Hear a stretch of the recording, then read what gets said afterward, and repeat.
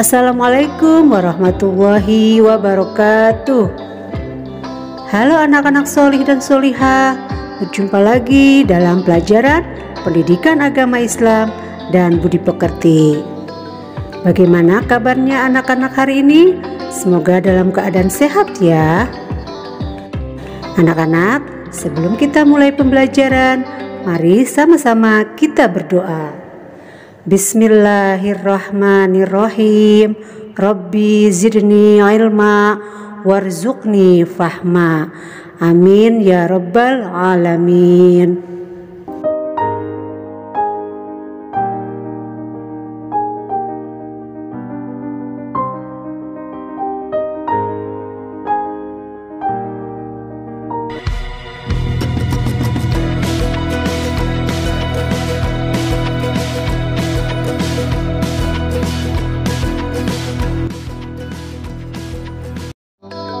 Nah anak-anak, berikut adalah materi pelajaran kita untuk hari ini. Selamat mengikuti.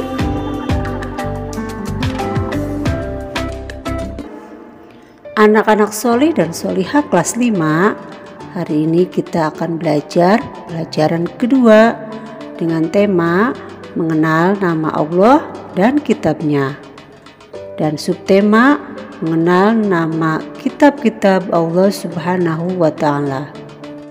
Allah Subhanahu wa Ta'ala menyuruh manusia beriman kepada kitab Al-Quran dan kepada kitab-kitab yang diturunkan kepada para rasul sebelumnya.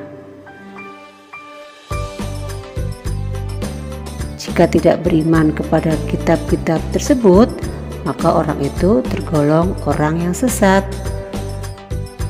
Lalu bagaimana cara beriman kepada kitab-kitab Allah Subhanahu wa Ta'ala itu?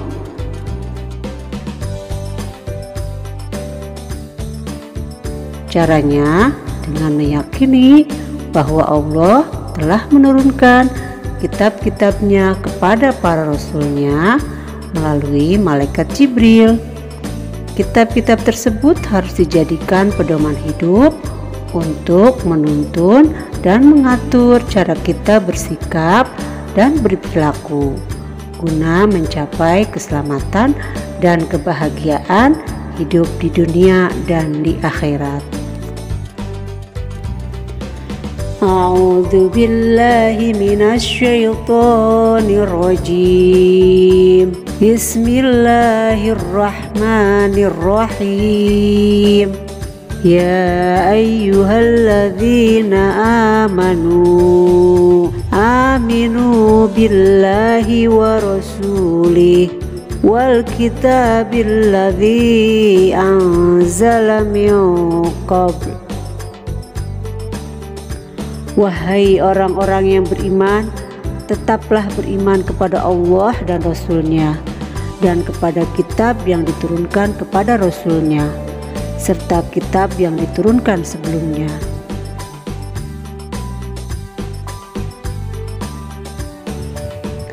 Empat nama-nama kitab Allah Subhanahu wa Ta'ala sebagaimana dijelaskan berikut ini. Yang pertama, kitab Taurat diturunkan kepada Nabi Musa alaihi salam kurang lebih pada abad 12 sebelum Masehi di daerah Mesir dan Israel.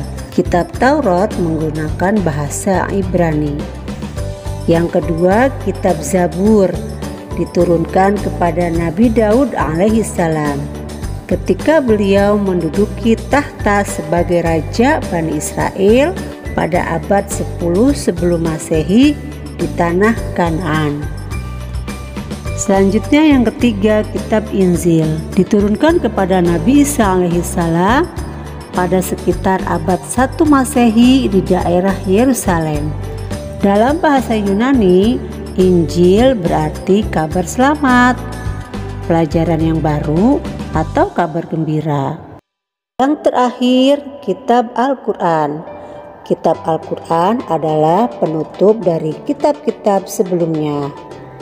Kitab Al-Quran diturunkan kepada Nabi Muhammad SAW pada abad ke-6 Masehi di Mekah. Peristiwa turunnya Al-Quran disebut dengan nuzulul Quran. Nah, anak-anak, kalian harus tahu Al-Quran itu terdiri dari 114 surat, 30 juz, dan 6.236 ayat, dan diwahyukan kepada Nabi Muhammad selama 22 tahun, 2 bulan, dan 22 hari. Al-Quran ini menyempurnakan seluruh hukum Allah yang terdapat dalam kitab yang diturunkan sebelumnya. Ia diturunkan untuk seluruh umat manusia sebagai rahmat bagi semesta alam, atau disebut juga rahmatan lil alamin. Demikianlah anak-anak pelajaran kita untuk hari ini. Semoga anak-anak ibu semua dapat memahaminya dan dapat mengamalkan dalam kehidupan sehari-hari. Akhirnya ibu ucapkan Assalamualaikum warahmatullahi wabarakatuh.